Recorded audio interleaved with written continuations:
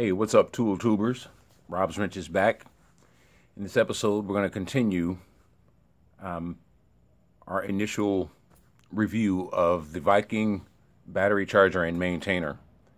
Now, if you saw from my first video, this battery is a 12-volt AGM battery out of a Schumacher jump pack, 950 amp jump pack. It had taken a tumble. I got it from my employer. They discarded it for more compact models like the Viking compact power pack. So that's the way that everybody's going now. The battery had died because the extension plug connection to keep that unit charged was smashed, and if you tried to plug a cable onto it, then it would just recess into the case itself. The screws that hold the clamshell together, cracked apart, a couple of them on the inside, and that's why it won't stay together. And it's not likely that I'm going to find another case or anything like that. I'm going to try to repair the thing. I'm going to try to do something to keep the clamshell together, see if I can salvage the unit. Now, initially, this battery was completely dead, and I tried to use the Syntec battery charger to put an initial charge on it. Well, it's a smart charger, and it wouldn't even, since it couldn't detect any voltage in this battery, it wouldn't do anything with it at all. Nor would the battery charger and maintainer. It wouldn't even detect it, since there was the voltage was so low that it wouldn't do anything with it. So I took the old Schumacher there, and I left it on overnight. Roughly an 18-hour charge, and it brought it up to 7 volts. By the time I had started trying this, the voltage had fallen down to 6 or 6.1 volts. So I put it back on the Schumacher charger for, it's been about 32 hours, and now the voltage is up to 11 volts. I wanted to get it to 10.5 volts, but I exceeded where I wanted to go, or where I wanted to be. Okay, so we're at 11 volts, and according to the manual, if it's at a minimum of 10.5 volts, then it will start to do its thing, and it will try to recondition the battery for an hour, and then if it likes what it sees, then it will continue to charge, to add a trickle charge onto it. If it's under 10.5 volts, then it would give you a bad battery symbol. And that occurred on the last video. I left the Viking plugged up on this battery for 1 hour.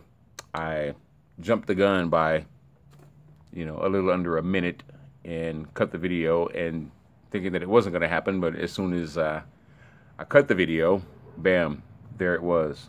So it did what it said it was going to do in 1 hour. All right, so now I've got it up to 11 volts. I'm going to reconnect it and leave it on for another hour and see what results we get from that point. Okay, so I've taken the 7.5 amp fused terminal connector, and I've mounted it to the battery. And if I can't get things right with that, I'm just going to drill a hole into that and run this lead through it, and that'll be the way that I'll charge this battery. If it doesn't work out, then I'll use the cable on that to repair another jump pack that I have that you saw in the first video.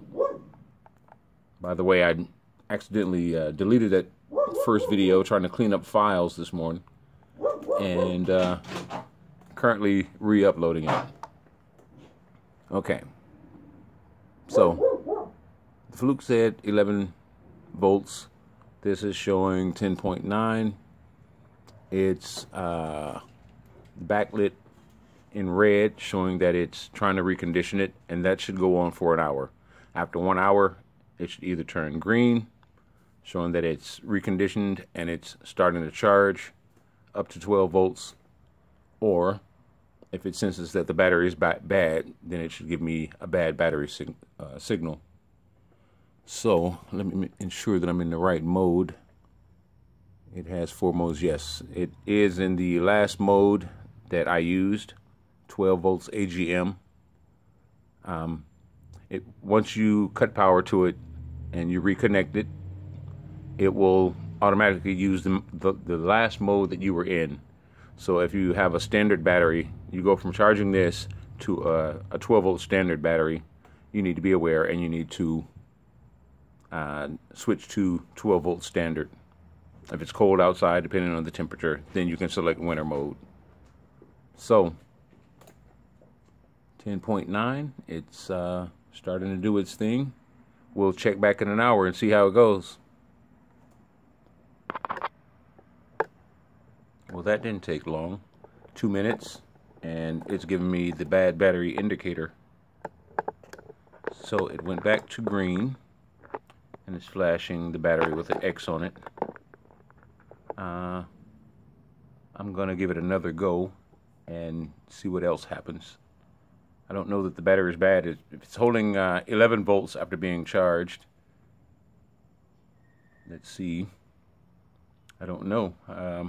We'll give it another shot.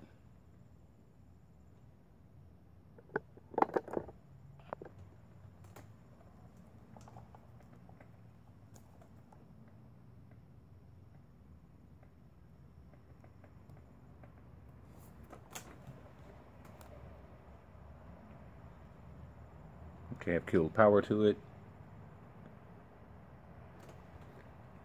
I'll plug it back in after a minute or so and see if it restarts the process. I don't know if the battery has a bad cell in it. That would seem to be what the maintainer is indicating, if nothing else. But outside of the indicator, I'll try to reinstall it and see what it says in the pack, or what it does in the pack. All right, replug it in.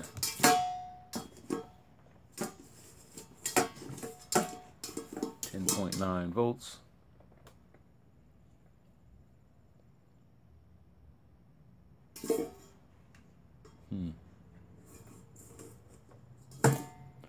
Flashing a real low capacity there.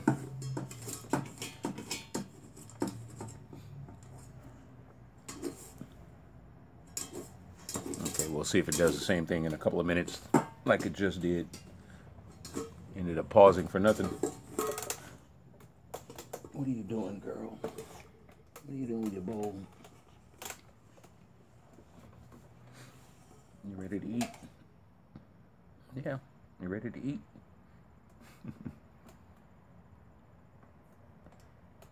That got your attention. Pretty pup.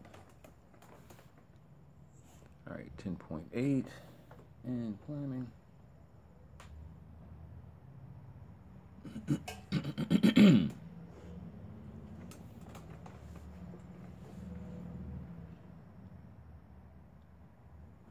All right, full bars.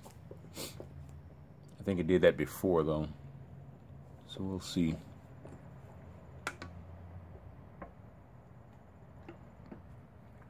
Now, going from 10 volts to 11 volts in a trickle charge, I figured would take several hours, to raise it a volt. So I expected that it would be something that was going to take a considerable amount of time, not just a couple of minutes or anything like that before it flashed a bad battery. Well, it seems to be lasting longer.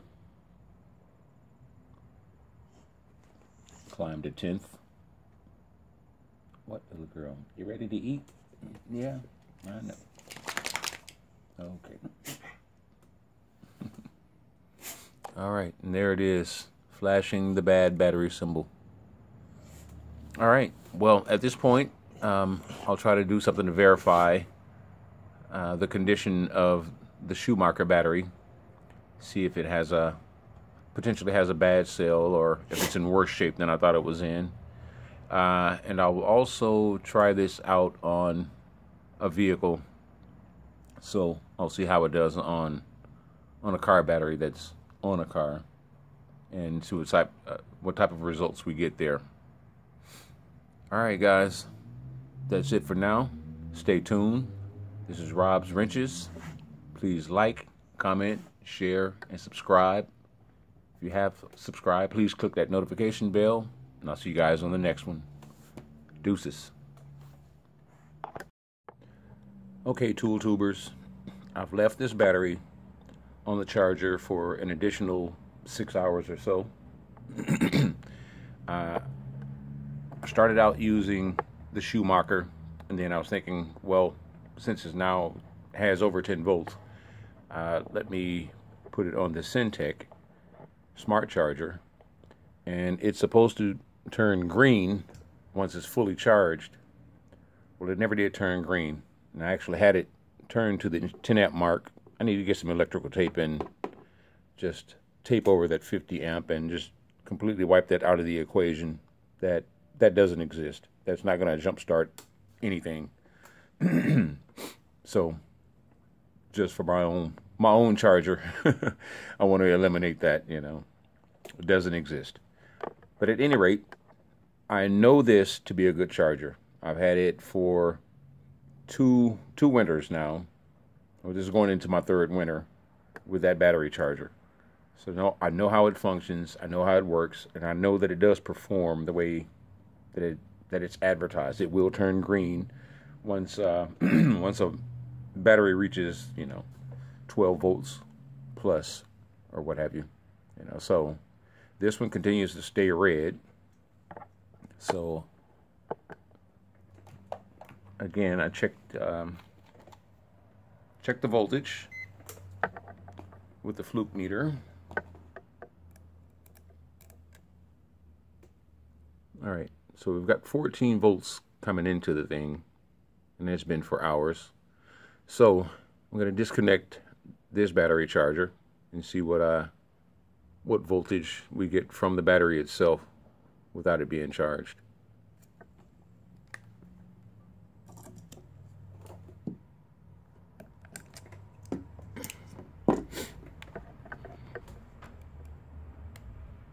Okay, so we're at 13 volts. It's putting 14 volts into it. We're at 13 volts right now, and it will drop down to 12. I checked it a little earlier with it off while I was getting some things, and it was at 12 volts then. So 13 volts, we'll call it 12 volts. Now, since this is in a jump pack, not on an ATV or a motorcycle or anything like that, I didn't have a clue. These aren't rated in, at least this isn't rated, this jump pack isn't rated in cold cranking amps. So I'm like wondering, well, how do you measure what the output should be outside of, it being attached to something that has a charging system on it and, demanding a constant load. So I went online and I looked it up, and one of the best places that I could see, or one of the cheapest places for this equivalent battery, was Battery Mart. Let me see here. This is batterymart.com, and this is the same battery as this one, the Schumacher. If you look at the terminals on this battery and this one here, it's the exact same thing. So I scrolled and looked for the cold cranking amps, and it is rated at 220 cold cranking amps. So I'm going to break out the battery charger, or the load tester, and see what I get from that. Looking at this, I thought that the adjustment screw, was just a little magnification. I didn't think it actually functioned, but it does. I took a screwdriver to zero the meter, and it does actually function. So it's not just something there for show. All right. Now, let's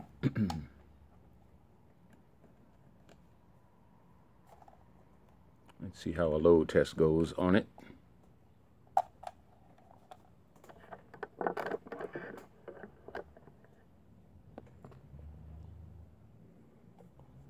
All right, it is showing 13 volts, or 12.75 volts is what it's showing on here. But it is an analog meter. So let's verify that, or see what a digital meter says again. It's showing 12.75 there. And you can't see it, but it's showing 13 volts on the fluke. All right. Now 220 cold cranking amps. Let's apply a load to that. Under 10 seconds. Okay. Showing weak. Okay. So the battery maintenance, battery charger, and maintainer was showing that it was a bad battery, and the battery load tester agrees with it. Just for giggles, unplug the charger. I still have it connected by the terminals, and we'll give it another try just for good measure. Okay, it's showing 12.5 volts and a low capacity flashing on the battery, or on the indicator. Pardon me. 12.6. Okay, climbing.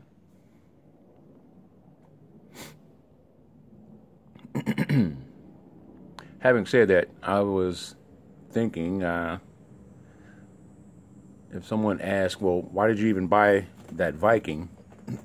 Because you can buy the same product or similar product, you know, from a different maker, you know, for less than 30 bucks. And it's kind of like why I don't buy DeWalt or Ryobi or, you know, the Cobalt brand. If I had started out with Cobalt, you know, that is so much more cost friendly than any other platform, especially for the batteries. You know, I probably would have picked up that one and ran with it. But I started out with the Milwaukee platform. Once I moved up from Chicago Electric Tools from Harbor Freight, you know, and got myself established with a known reputable brand, you know, and of course, you know, being a Milwaukeean, I am a little biased, you know, I must admit. So I started with the Milwaukee platform, and that's what I continue on with. Well, why did I buy this Viking product and the compact jump starter?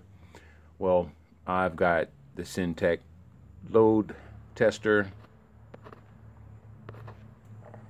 I've got the Syntec battery charger. I bought that one to replace the Schumacher because of its age. I've got the Syntec OBD2 scan reader. I've got a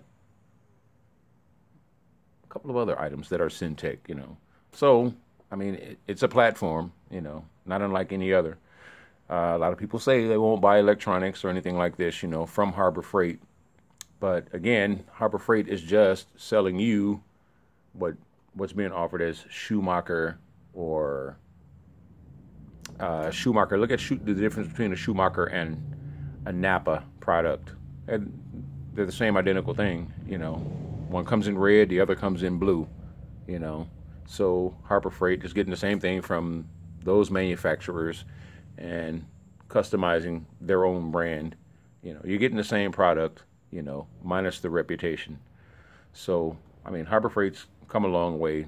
Don't buy any of their cordless tools. You know, those are way overpriced. Don't do the Hercules or the Bauer. If you're going to do that and whatnot, you know, and they're counting on that, you know. I bought this, you know, because it was a new product. Didn't give it any thought. I didn't do any comparison shopping or anything like that, you know. Again, I could have gotten it, you know, for less, at a different brand, but this is the platform that I'm working with, and I saw it and I jumped on it because that's the platform that I'm using. And I'm pretty sure, they're kind of counting on that, with guys going out to buy the Hercules and Bauer brand. It looks impressive, it looks really great and whatnot, but for the price that they're asking for, a brushed impact tool or drill, is just too much. I couldn't go that route. All right, we're still backlit red. 13.3, still climbing. All right, it's looking good so far. 13.2. Yesterday at this point, we would have been getting the bad battery indication.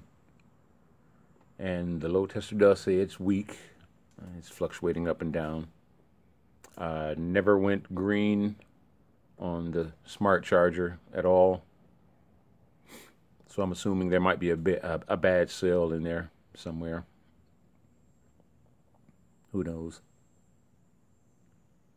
That might very well be the case. But it's attempting to charge it, So it will stay in this mode, for up to an hour. And if within an hour it doesn't satisfactorily recondition the battery, then it would give you the bad battery indication. All right, so we're sitting at 14 volts right now. Now, will it maintain that? And will it stay in this mode? That's the question. All right, I suppose I'll pause this and see how it goes. No sense in having you wait, real time or anything like that. All right, I'll get back. While we're waiting, let's talk about this power pack and my options of what I could do with it. Now I have the Pro Series, that Schumacher Pro Series, that is a much better quality jump pack than this one is, and it has the bad clamp on it. And I had some options. When I first got it, I thought about, I've got this heavy-duty set of jumper cables. And I really like these things, even though it's got a raggedy clamp there, fraying at the edges. But I've had these for years, and I like them. And I don't like having to rely, if the jump pack, hasn't been charged or is unsuccessful or anything like that, and you still need to jump a vehicle off, then you're stuck, Still good to have, a set of battery cables, to go, charging system to charging system in the event of a failure of your jump pack. So I didn't want to destroy those. I could go to Harbor Freight and get another set and take a clamp off of these. The springs and the construction of the clamps, are riveted in and whatnot, and this is a different gauge. The jump pack has a much heavier gauge of clamp on there than that one does. I have this set that I think my son, one of my sons, probably bought from Walmart or somewhere, some time ago.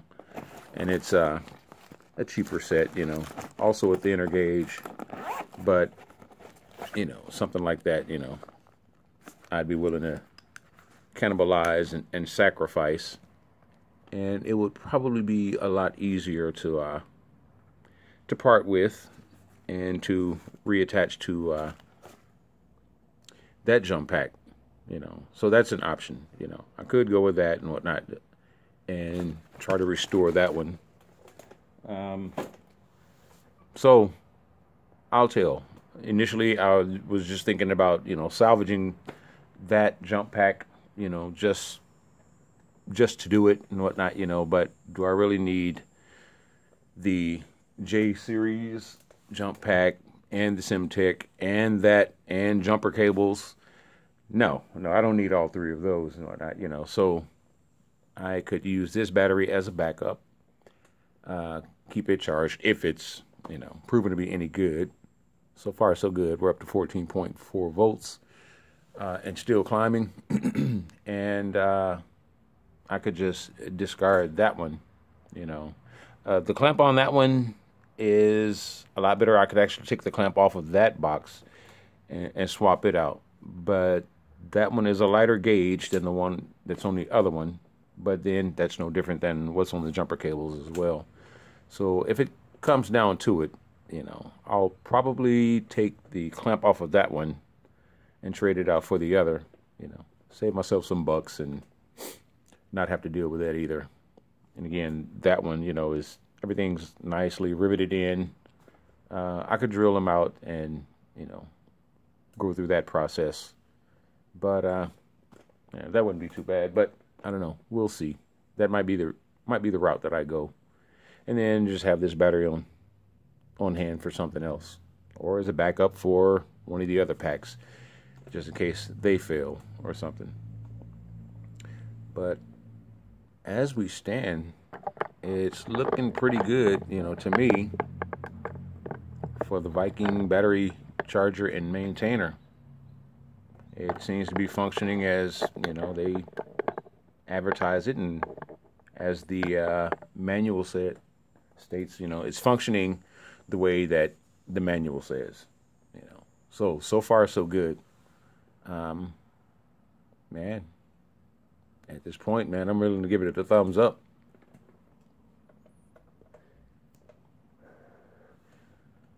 Well, again, I'll check back in an hour and see what our status is.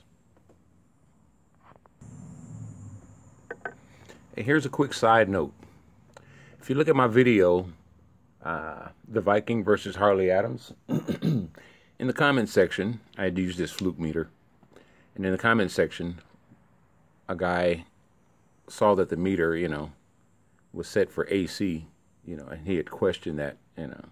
Hey man, I don't know, you know, I think I saw that meter, you know, at the wrong setting.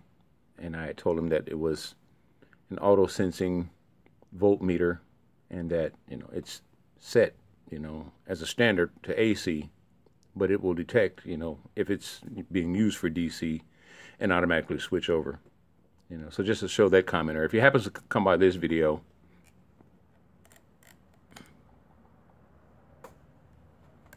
just a second, let me try to get you into view here.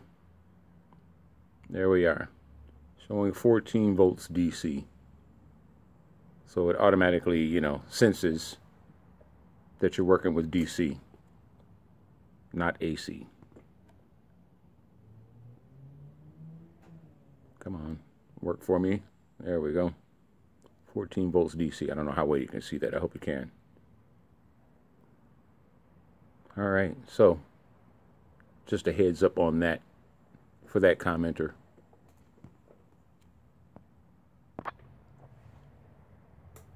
All right, gentlemen, it's been over an hour, and it is still doing its work. It went up as high as 14.7 volts and 4 bars flashing.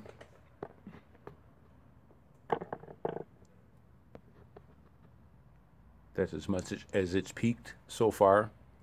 And right now it's showing 13.8 volts there, but 14 volts on the fluke meter. Oh, excuse me, let me zoom out some. Okay, so we're showing 14 volts on the fluke meter, 13.8, and it's still doing its thing. Now, I was looking at similar models from Schumacher and competitors, and this is a Schumacher. And if you look at this, they also sell it as Napa. Napa sells this same one, except it's in blue. And Die Hard, Sears sells it as a Die Hard in black and silver. All the same case, all the same design.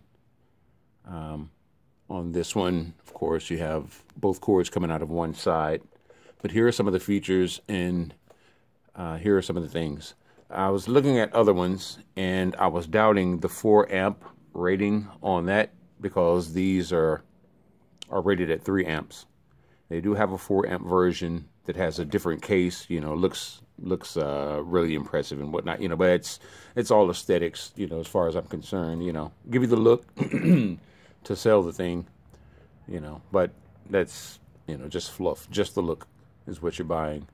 Now, this one, there's a similar one, or the Schumacher is 6 volts at 4 amps. So a 6-volt battery, you know, would charge at 4 amps, and a 12-volt battery charges at 2.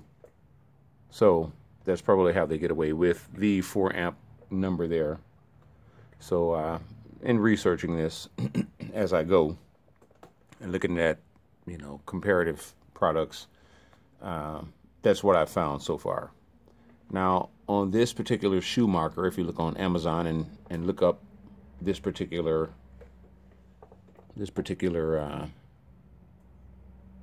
maintainer, these are some of the features here that you can get with each one. The SE1-12SCA, SP2, SP1, and SP3. And looking at the check marks and whatnot, you know, the SP3, which is the 3 amp, 6 and 12 volt, has, you know, all of the features. And looking at what the Viking manual says, you know, I'm looking at some of the same things that this is. So instead of reconditioning, this one says desulfation mode. So I can only, you know, interpret that, you know, to be the same. This apparently is going through, you know, it's reconditioning because it still has the red backlight, you know. So instead of being called reconditioning, you know, it's the Schumacher says it's in desulfation mode. And since it's still working, you know, I'm assuming that's what it's doing because the load charger showed that that was a weak battery. And it's been way more than an hour and hasn't given me the bad battery indicator or anything like that, you know, so it's still doing its work. So I can only assume that it's, you know, going through the desulfation process, you know, and reconditioning the battery. The Schumacher and Die-Hard versions, Napa perhaps, all have a DC attachment also that comes with it, you know, so that's a plus over this one. Come on now.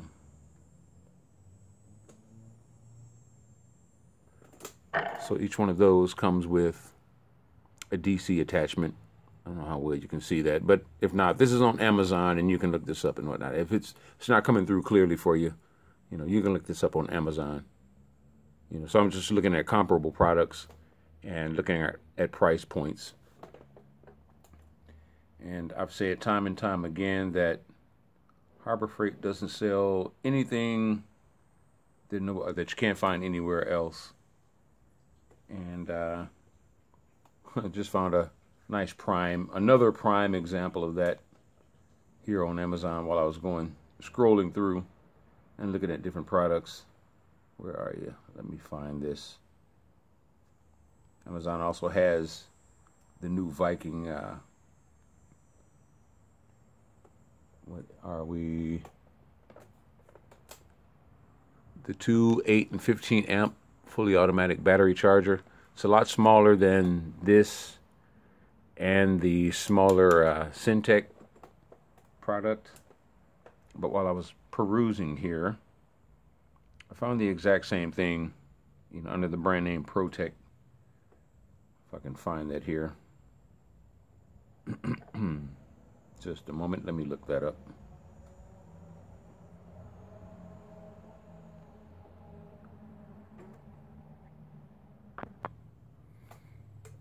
Okay, this is the ProTech 2, 6, and 10 amp battery charger, fully automatic. And you look at this, look at it closely, and compare that to the Viking 2, 8, and 15 amp. Are those not the same products? with an overinflated, rating here. I'm pretty sure this Viking is 2, 6, and 10 amp. No different than this ProTech, Now, the ProTech is $49.99 and the Viking is $39.99. So you save $10, So Harbor Freight is going to be, the better buy, but don't go into Harbor Freight, and buy these inflated. Take this shit with a grain of salt, Don't be afraid to buy electronics out of there. If one of them happens to fail, bad batch, a Friday evening batch, or whatever the weekend is, for a sweatshop, then just take that sucker back, Hey, maybe I got a bad one, and trade it in for another one and hope that it comes from a different lot number or something like that, or a different plant that's making the same item, and hope for the best. I've had great success thus far, with these items, and haven't had that many issues. There's only been a couple of things that I've had to return, and since then they've performed as expected. Just don't have overinflated expectations for what you're buying. Don't say don't buy anything electronic from Harbor Freight, because you did, but you had your expectations exceeded what you were paying for. Don't conflate the two. That's not good. So I buy what I buy, knowing what I'm buying and whatnot. And if it fails, or if I had a really bad experience with it, so be it. That's a lesson learned. That's something I can pass on. But I've yet to have any real issues or anything with anything electronic that I've bought from Harbor Freight. To include the cheapy Drill Master drills and impacts or anything like that. I'll still have them and they still work. I don't use them, but I just haven't had any bad experiences, any horrible experiences with anything that I've bought there so far, So, all right, at this time, hey, man, I'm going to give it a thumbs up. I think that it's doing what it's supposed to do, and only more time will tell, but I'm not going to crap on it because, it's labeled as a Viking, when Schumacher sells the same thing, and Napa sells the same thing, and Die Hard sells the same thing, all made in China, So I'm not gonna, crap on Harbor Freight, for selling me the same thing for less, and then letting them exceed my expectations. That's fixed. This is not a jump starter. It's not an emergency starter, And that's where that bad rep stems from, from guys that, ooh, I can get that, and I can freaking jump start one of Junkie's dump trucks, when it doesn't happen and shit, then they're disappointed and shit, No, look at the competition. Look what's already out there. Look what's available, at the competition, and ramp this down. More than likely, this is just, what I've had before, except it's got smarter technology. And another side note, people that don't like to jump people's cars off. I've been on road trips and seen people ask other people, for a jump start. Oh no, man, this is my wife's car, man. I can't jump any. What, does your wife have an 8-volt battery? And then I've tried to assist folks that will do dumb shit like, I'll hand them the jumper cables out of my trunk, as I'm rearranging stuff and closing my trunk. They got it hooked up to my battery, and the first thing they do is, yeah, we got spark. Oh, man, don't do that. This is not your father's Oldsmobile, man, from the 60s and 70s. Vehicles have, sensitive electronics and computers and whatnot. You don't do dumb junk like that, and that's why people don't want to give you a jump. But this, is smart technology, and as it says on the top, the clamps are unpowered until it's connected to the battery, So that's the good thing about, the modern day jump starters, battery chargers, and maintainers. All day long, it's inactive until it's connected. Voila. All right, fellas, that will conclude this one, man. You know, I'm going to give this a go. Hope you guys agree. That's all I have for now, man. Stay tuned for the next video. It's been good. Comment, rate, share, and subscribe. And if you do subscribe, please click the notifications for my next video. All right, this is Rob's Wrenches, out. Deuces.